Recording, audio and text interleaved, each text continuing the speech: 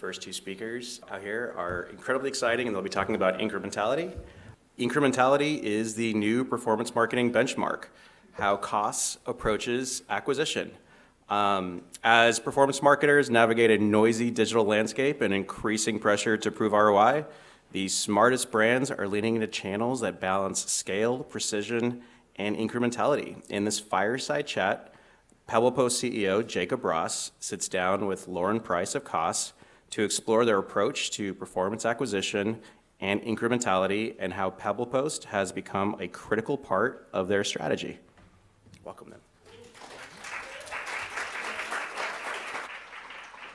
Very excited to be here with Lauren Price. Lauren is the SVP of Ecommerce and Digital Marketing at COS North America, and has been a fantastic partner of ours, pushing us, innovating, and generally being a great client. We work with Lauren and what PebblePost is we have taken the last of the offline channels, direct mail, which I think there was another session on this morning that you were a part of. We touched on that, yeah. And we make direct mail look and feel like digital. We do that with very proprietary transaction data, and then we measure all of our campaigns with incrementality. So this isn't your grandmother's direct mail program. No offense to anybody's grandmother. What we try to do is we try to make direct mail look and feel like digital. So the folks that work with us are really folks like Lauren, folks on her team, performance marketers, heads of acquisition, heads of loyalty, but we're going to talk about acquisition today. Lauren, I'll pass it to you to talk a little bit about your role in COS. Sure. So yeah, I mean, e-commerce and digital marketing, all the best parts that everyone here knows and loves. And I mean, if you're not familiar with COS, I mean, we are an apparel and accessories brand, and we have both women's wear and men's wear, so you kind of see, on both of us today. So Jacob is kindly modeling and an influencer on the side.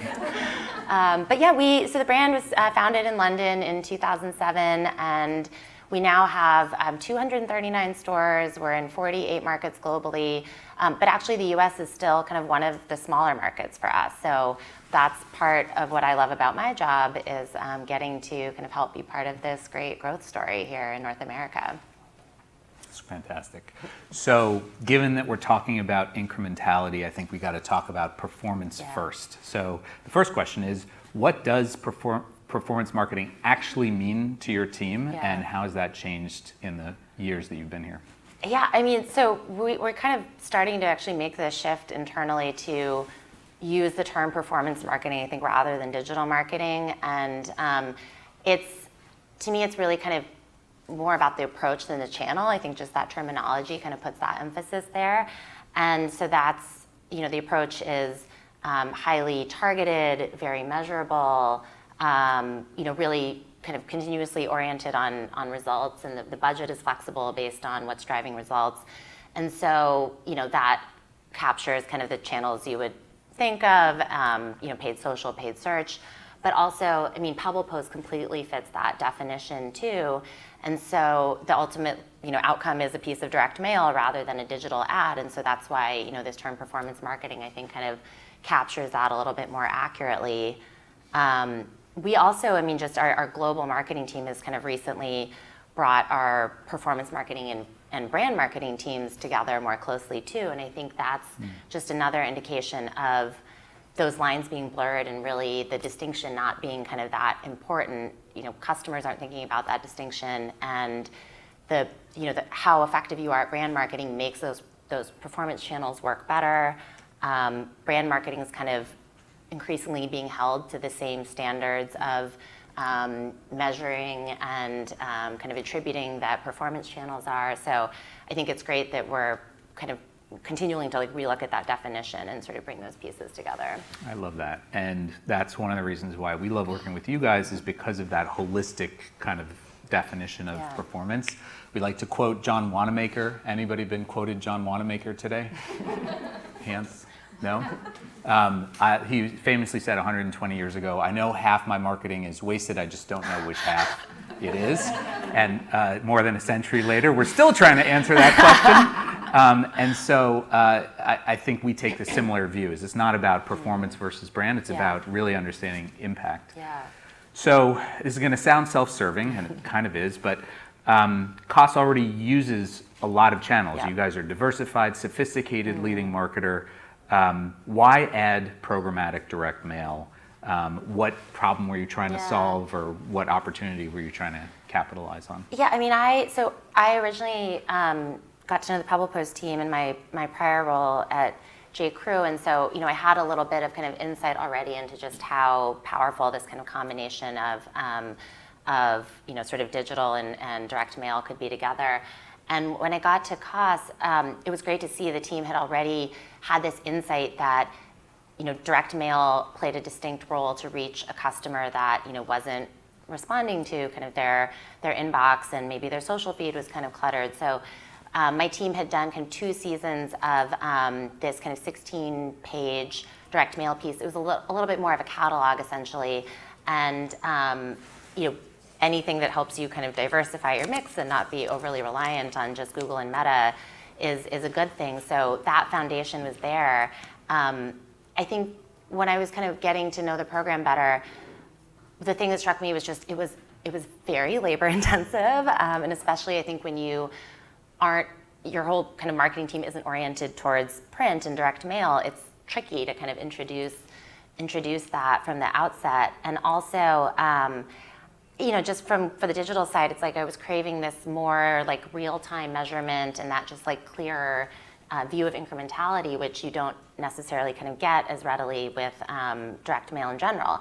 So that kind of felt like the right fit to help us sort of take advantage of this other touch point, but bring it a little bit more into the fold. And I think, if you have teams out there that aren't doing print and aren't doing direct mail, I mean, it's almost like your creative team is kind of the biggest factor in a way. So if they're not oriented towards that already, I think PebblePost is a great kind of entry point, and it's pretty fast and seamless. I know everyone sort of says that, but I mean, we can attest to that. So it was kind of a good way for us to kind of solve a couple of those challenges. Yeah, and we see that's super. It's been you've demonstrated that as you've adopted it and grown. Mm-hmm. And one of the things that we see a lot with a lot of brands, I'm not sure if this resonates with anybody in the room, is that especially not only the digital native brands, but also brands that have been established for decades and decades have really adopted digital as such a huge focus. But if you just look through everything with the digital only lens, especially in this day and age with AI disrupting search and the difference in rates and impact of social and things like that, it's not to say those are not good channels. They're absolutely foundational to many folks in this room. But we've seen that leading marketers really want to expand into new channels, not just programmatic direct mail, but other things, TV and other things. Yeah. And everything has to work together. Yeah. So totally. So acquisition. Yes. Acquisition is important. Keeps us all going. How did you use us to get new customers? What worked? What didn't work? What did you learn? Yeah, I mean, as I said, I mean, we are really on this kind of high growth trajectory right now. So, I mean, acquiring new customers is going to continue to be a top priority for us for a while. And there was kind of two tactics that we did right away with PebblePost. And so one is essentially tapping into PebblePost's database, their kind of proprietary database of customers, and finding lookalikes to our existing top customers. So just a matter of kind of matching the right people that have the propensity for our brand. And then also a more kind of digital approach of retargeting people that visited our site and browsed and didn't transact. And so that could be both existing customers, but also prospects. And so, especially if someone's trying a brand for the first time, I mean, I think I've heard you need like 7 touch points or something to kind of nudge them over to convert. And so PebblePost we aren't mailing every single person who kind of abandons our site, but they're kind of scoring, and there's an algorithm to essentially determine who are the most qualified people that would benefit from kind of sending this piece of mail to. So what we found pretty consistently now, it's been a few months, the AOV is quite a bit higher for our PebblePost audience. It's about 18% higher than our new customer AOV in general. So that's huge. I mean, I think just immediately it's like, great, 18% more, that helps me reach my kind of weekly, monthly goals. But there's a really strong correlation for us between the kind of amount of your first purchase as a new customer and your LTV. So right away, we're kind of getting a higher quality customer in the door. And so then we kind of thought, like, well, are you just helping us like find the right people? You know, did we influence them to spend up? And that's where the holdout is so important. We can see in the dashboard that everyone who was qualified, and then those who got the direct mail and those who didn't.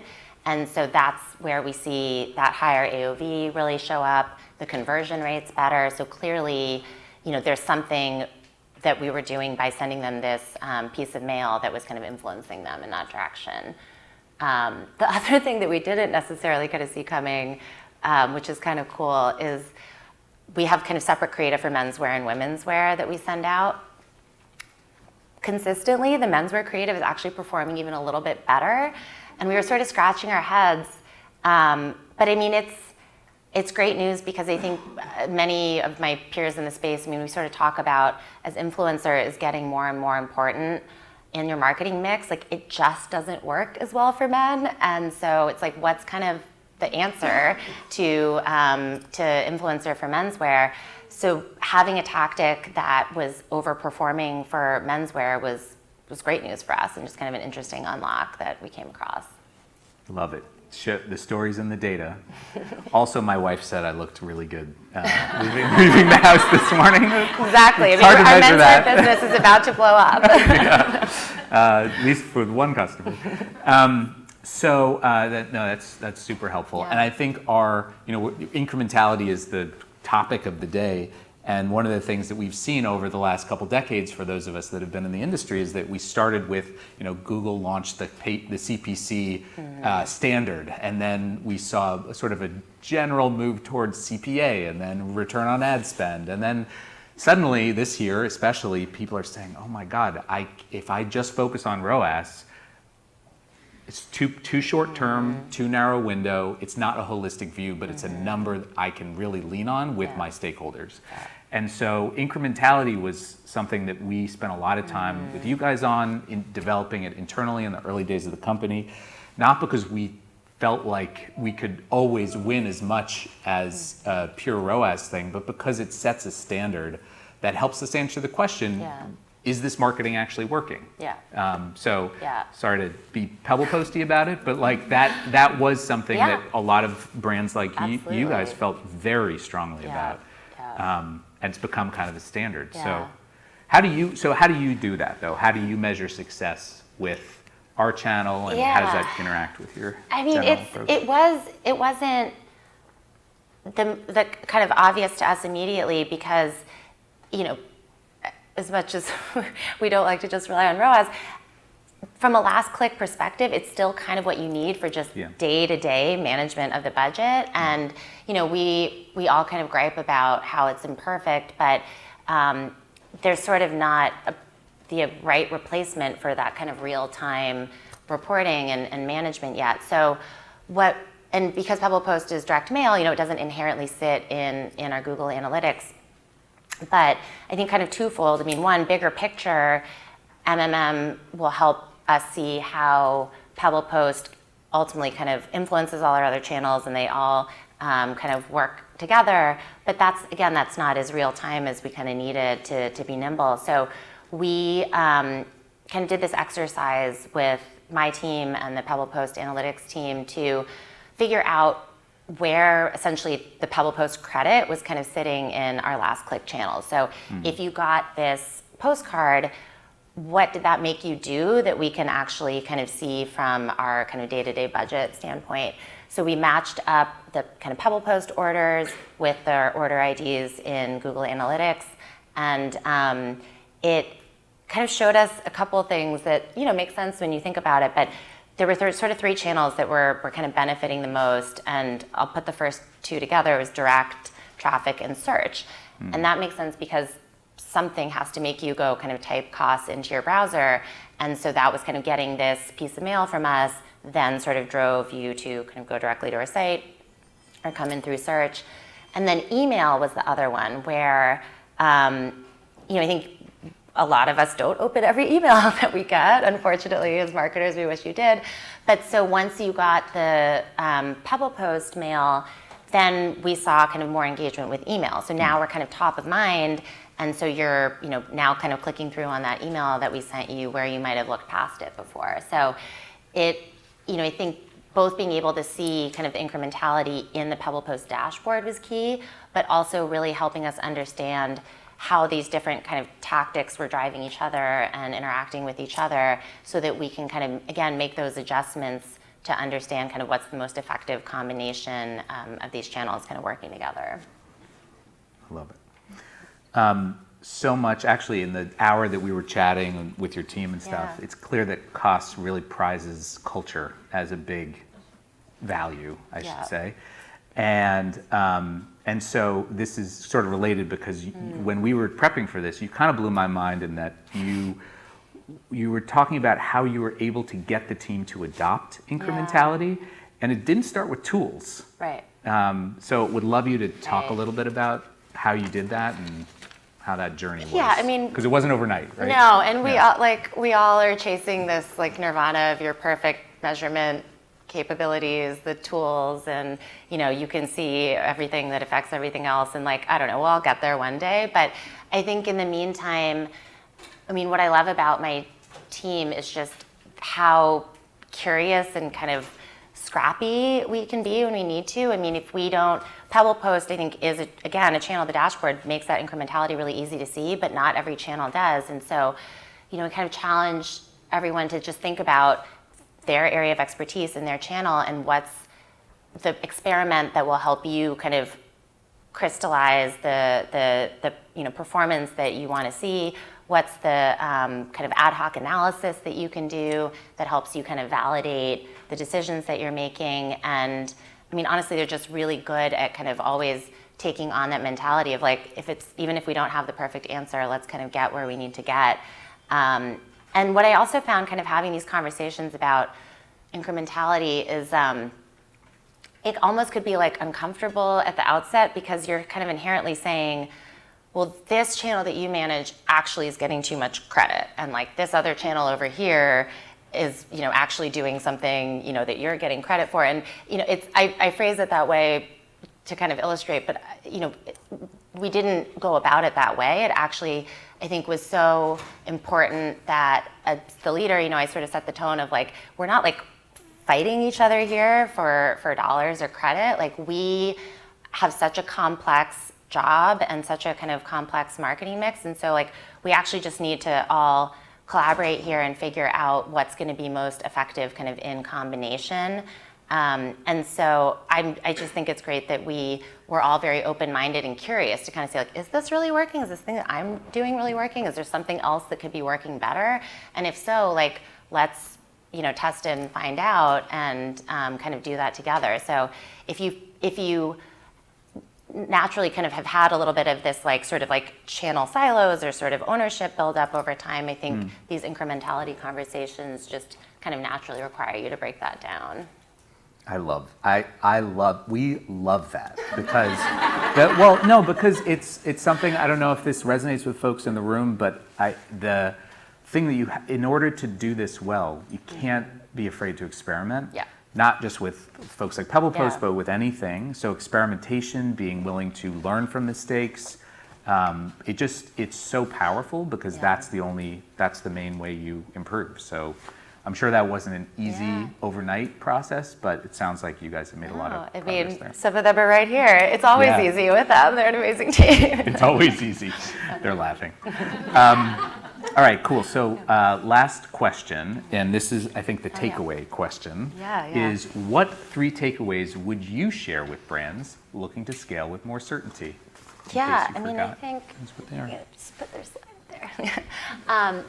The first is sort of what I just talked about of it's until you may not have the perfect tools, you may not ever kind of be exactly where you want to be there, but just starting with this this kind of mentality of curiosity and trust is so important. And then also, working with partners that share that view on the importance of incrementality.